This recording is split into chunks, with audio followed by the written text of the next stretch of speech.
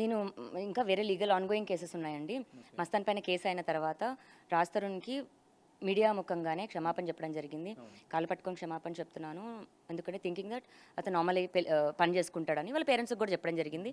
మా numbers black చేసినప్పటికీ mutual ఫ్రెండ్స్‌తో, సినిమా సెలబ్రిటీస్‌తో కూడా కబురు పంపించాము. అడ్వకేట్స్‌తో కూడా ప్లీజ్ రాజీ పడిపోదాము, వెనక్కొచ్చేయండి అని.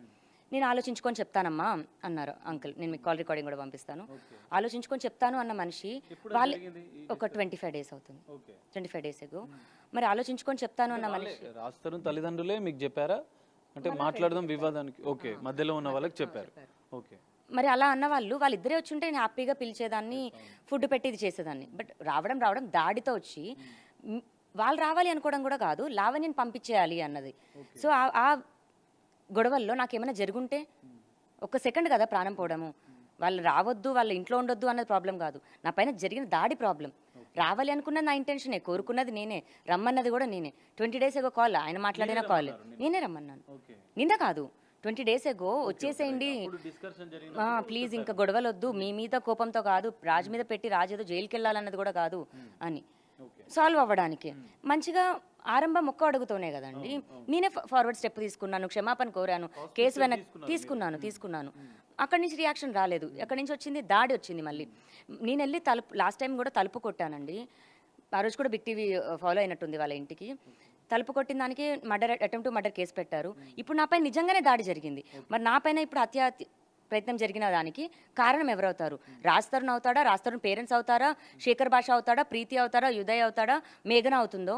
నిన్న జరిగిన ఇంత రచ్చకి ఎవరు కారణం అవుతారు అన్నది ఖచ్చితంగా పోలీసులే చెప్పాలి. నేను లీగల్ యాక్షన్ అయితే తీసుకుంటాను. ఎవరు నిన్న నా పైన జరిగిన దాడికైతే నేను ఎట్టి పరిస్థితుల్లో వదిలిపెట్టను. సో నిన్న రాజ్ తరుణ్ని కోర్టు మెట్లు ఎక్కిస్తానని చెప్పారు, మళ్ళీ ఇప్పుడేమో ఒకవేళ వస్తే నేను స్వాగతిస్తానని చెప్తున్నారు. ఈ రెండు స్టాండ్ విషయంలో మీరు ఎట్లా ముందుకెళ్ళారు? ఇప్పుడు వస్తాను అన్నాడంటే వచ్చాడు, కాంప్రమైజ్ అయిపోయింది. కాంప్రమైజ్ అయిపోతే కోర్టు మెట్లు ఎందుకు ఎక్కాలండి? రాని పక్షంలో నాకు అన్యాయం జరిగినట్టే. నాకు న్యాయం ఎవరు చేస్తారు? న్యాయం అంటే ప్రాపర్టీయో డబ్బో ఇదో కాదండి, సమాధానం. నాకు సమాధానమే చెప్పకుండా ఇంట్లో నుంచి వెళ్ళిపోయాడు. నన్ను ప్రేమిస్తున్నా అన్నాడు, పెళ్లి చేసుకుంటావా అని అడిగాడు. నేను అప్రోచ్ అవ్వలేదే, నేను ఐ లవ్ యూ చెప్పలేదే. నన్ను పెళ్లి చేసుకుంటావా నేను అడగలేదు. నా మొత్తం జీవితాన్ని ఇచ్చేసాను. నేను చాలా కలలతోనే వచ్చాను. అతనికి ఎంత ప్యాషన్ ఉంటుందో నాకు అంతే ప్యాషన్ ఉంది. నేను మా అమ్మ నాన్నకు ఒక్క ఆడబిడ్డనే. ఈ రోజున అతను హీరో అయిపోయి నా దగ్గర ఇంత డబ్బు స్టేచర్ ఉంది అనుకుంటాడు, కానీ నార్మల్ మిడిల్ క్లాస్ కుటుంబానికి చెందిన వ్యక్తే అతను కూడా. ఆ విధంగానే మనం ఎప్పుడు చూడాలి. హీరో అయితే కొమ్ములు వస్తాయి, హీరో అయితే పలుకుబడి ఉంటుంది, నువ్వు ఏదైనా చేయొచ్చు అంటే నేను అలాంటి మనిషిని కాదు. నీ ఎదురుగా లావణ్య ఉంది. లావణ్య తన తండ్రి అయినా, తన అన్న అయినా, రాజు అయినా సరే ఎవరికైనా ఈక్వల్గానే ఫైట్ చేస్తుంది. నేను అలాగే రాజ్ తరుణ్ కూడా ఈక్వల్గా ఫైట్ చేశాను. చట్టం ఉందని నమ్మానండి, అంతే. కానీ మీ ఫాదర్ ₹1 కోటి సాయం చేశాను ఇల్లు కొనే సందర్భంలో కావచ్చు, రాజ్ తరుణ్కి మొత్తంగా చేశాను, దానికి సంబంధించిన ఆధారాలు ఉన్నాయా? మరి మీరు స్టార్టింగ్లో ఇల్లు కొనేటప్పుడు మీరు ఎలాంటి సపోర్ట్ చేశారు? ఇప్పుడు ఇల్లు కొనేటప్పుడు సినిమా పరంగా కొన్నారండి. ఆ 2 సంవత్సరాలు ఇంటికి కావాల్సిన వస్తువులు కానీ, ఇంటికి కావాల్సిన సప్లైస్ కానీ ఏదన్నా మా పేరెంట్స్ ఇచ్చేవాళ్ళు. ఇప్పుడు నెలకి 30,000 అయింది అనుకోండి, ఆ సంవత్సరానికి ఇంత అని. ఇతనికి ఏమి మంత్లీ శాలరీ కాదు కదండి, సినిమా చేస్తే పని వస్తుంది సపోర్టింగ్ చేయడానికి. అది కారు అవ్వచ్చు, ఎలక్ట్రానిక్ ఐటమ్ అయి ఉండొచ్చు, రాజు వాడే ఫోన్లు అయి ఉండొచ్చు. ఇప్పుడు కూడా ముంబైలో ఫోన్ తీసుకొచ్చానన్నాను, నేను కొన్న ఫోనేనండి అది. ఆ ఫోన్ ఐఎంఏ నెంబర్ కూడా ట్రేస్ చేయండి, నా పేరు మీదే ఉంటుంది. అండ్ 2 సంవత్సరాలు కోవిడ్ టైంలో మరి సినిమాలు చేయలేదు. అప్పుడు ఎక్కడి నుంచి వచ్చే డబ్బులు? మా పేరెంట్స్కి ఉన్న దాంట్లో అంటే కట్నం పరంగా ఇగో నీకు 50 లక్షలు ఇచ్చి కూతుర్ని పెడుతున్నాం అనకపోయినా, మాకు అవసరం ఉన్నప్పుడు ఇచ్చింది వాళ్ళే. మా పేరెంట్స్ నుంచి, మా బ్యాంక్ అకౌంట్స్ నుంచి నా అకౌంట్ కానీ రాజ్ అకౌంట్ కానీ పడ్డ ట్రాన్సాక్షన్స్ నేను చూపిస్తాను. రాజ్ తరుణ్ పేరెంట్స్ నుంచి రాజుకి పడ్డ అకౌంట్స్ రాజుని చూపించమనండి. ఇక్కడ ఎవరికి సపోర్ట్ చేసుకుంటా వచ్చారు అన్న తెలుస్తుంది. రాజు వాడే ఒక షర్ట్ దగ్గర నుంచి కూడా ఫస్ట్ షర్ట్ బ్రాండెడ్ కొనిచ్చింది నేను. అతను సైమా అవార్డ్స్కి వెళ్తున్నాడు అన్న దగ్గర ఫస్ట్ ఇంటర్నేషనల్ ట్రిప్ తీసుకెళ్ళింది నేను. అతను ప్రతి కళ్ళని అతనిలో చూసుకున్న మనిషిని నేను. అతని కెరియర్ అమ్మాయిల వెనక పడి పోగొట్టుకున్నది అతను. లావణ్య తప్పుడుదైతే, లావణ్య డ్రగ్స్ దాంట్లో ఉంటే ఇతనికి 11 ఏళ్ళు పట్టిందండి నా డ్రగ్ వ్యవహారం బస్ చేయడానికి. నన్ను వదిలించుకోవాలన్న ప్రాసెస్లో మస్తాన్ సాయితో కుమ్మక్కై మస్తాన్ సాయితో ఇది చేశాడా, లేదా మస్తాన్ సాయితో అలా జరిగిన తర్వాత అతనికి ఒక అవకాశం దొరికి నన్ను ఎంకరేజ్ చేశాడా అన్నది కూడా నేను ఫైట్ చేస్తాను. అందులో రాజ్ తరుణ్ తప్పున్నా రాజ్ తరుణ్కి శిక్ష పడాలి. మస్తాన్ సాయి ఆల్రెడీ కూడా అనుభవిస్తున్నాడు. మస్తాన్ సాయి తప్పు లేకపోతే at the same time Mastan సాయిది కూడా ఇదవుతుంది. అంటే అతను చేసిన క్రైమ్స్ కాదు, నా విషయంలో నన్ను ఎందుకు ఇలా ఇబ్బంది పెట్టాల్సి వచ్చింది అన్న దాంట్లోని రాజ్ తరుణ్ హస్తం ఎంతుంది అన్నదాన్ని కూడా నేను లోతుగా వెళ్తాను. సో రాజ్ తరుణ్కి కొంత సపోర్ట్ ఇటు శేఖర్ భాష కావచ్చు, ప్రీతి కావచ్చు, వీళ్ళందరూ సపోర్ట్ చేస్తూ ఇప్పటి వరకు ఉన్నారు. కానీ ఇప్పుడు ఇల్లు విషయంలో కూడా వాళ్ళంతా వచ్చి మిమ్మల్ని, అంటే మీరు ఒంటరిగా నిన్న ఫైట్ చేయడం, అక్కడ వాళ్ళు మాత్రం సపోర్టింగ్గా వచ్చి ఉండడం, రాజ్ తరుణ్కి సపోర్టింగ్, దీన్ని ఎట్లా చూస్తారు ఇంకా మీరు? అంటే అదే హీరో రాజ్ తరుణ్ వీళ్ళందరికంటే ముందు నాకు కూడా అంతే కదండి. నేను అలా ఉండలేక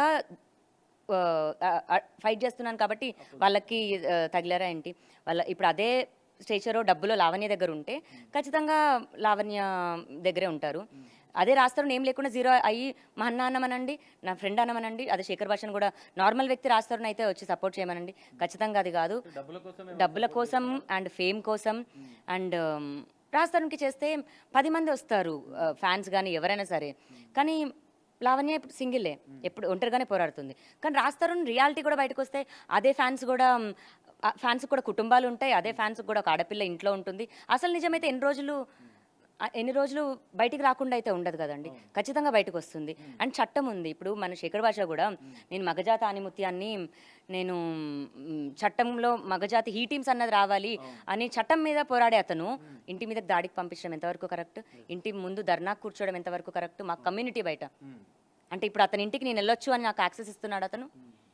వెళ్ళొచ్చు అని చెప్పమంటే ఇప్పుడే వెళ్దాం, నేను మా ఇంటికి వచ్చి ఏం మాట్లాడామని ఇప్పుడే అడుగుదాం, నేను 10 మందిని తీసుకొస్తాను. అది కాదు పద్ధతి. మనుషులుగా మనం బతికే పద్ధతి కూడా అది కాదు. ఒక్కదాన్ని చేసి అంత టార్గెట్ చేశారు. ప్రీతి అరుచుకుంటూ ఆ చప్పట్లు కొట్టుకుంటూ ఆడపిల్ల బిహేవ్ చేసినట్టు కూడా చేయలేదు. మరి లావణ్య పడితే కోపం అన్న రోజున, ప్రీతి అంత చేసిన రోజున ఏ ఒక్కరు మాట్లాడలా? మీడియా అందరి మీదకి వెళ్ళిపోయింది, మా కమ్యూనిటీలో మా సెక్రటరీ గారి మీదకి వెళ్ళిపోయింది.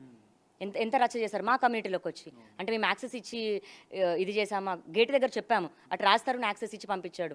నేను మీకు కాల్ కూడా చూపిస్తాను. మేనేజర్కి రాస్తారుని ఫోన్ చేసి యాక్సెస్ ఇచ్చాడు. అంటే వీటన్నిటి వెనకాల రాస్తారుని లేడా? ఇంత జరిగాక మళ్ళీ ఇప్పుడు రాస్తారుని మీద రాజ్ తరుణ్ ద్వారానే జరుగుతుందని మీరు భావిస్తున్నారా? ఖచ్చితంగా అండి. ఇప్పుడు రాస్తారుని ఇది వెనకాల లేకపోతే నేను రాస్తారుని మీదకి వెళ్ళను. రాస్తారుని ఉంటే రాస్తారుని మీదకి వెళ్ళాలి కదా. సో వెళ్ళాలి అని నేను స్టెప్ తీసుకున్నప్పుడు 2 మాటలు ఎలా మాట్లాడిందని అవుతాను? అర్థమవుతుందా? ఇక్కడ నేను ఎక్కడ రెండు మాటలు మాట్లాడలేదండి. నాకు జరుగుతున్న వాటికి నేను డిఫెండ్ చేసుకుంటూ పరిస్థితులను బట్టి నేను వెళ్లాల్సి వస్తుంది. దయచేసి అది అర్థం చేసుకోండి. నేను ఏ ప్రాపర్టీ కోసం ఏది చేయట్లా. రాస్తారుని హీరో అయ్యాక, రాస్తారుని డబ్బులు, కార్లు, బంగ్లాలు ఏవో కొన్నాక నేను రాలేదు. లైఫ్ అంతా అప్ అండ్ డౌన్ ఉంది. రాస్తారుని లైఫ్లో సినిమా చూపిస్తామమ్మ, కుమారి 21F, ఉయ్యాల జంపాల కానీ, ఈడో రకం ఆడో రకం, అంత పెద్ద పెద్ద సినిమాలు చేసి లైఫ్ సక్సెస్ఫుల్గా ఉన్న టైంలో ఉన్న అమ్మాయిని నేను.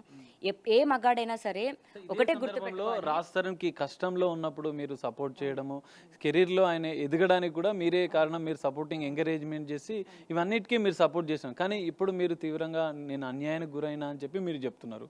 సో ఇప్పుడు ఈ మొత్తం వ్యవహారానికి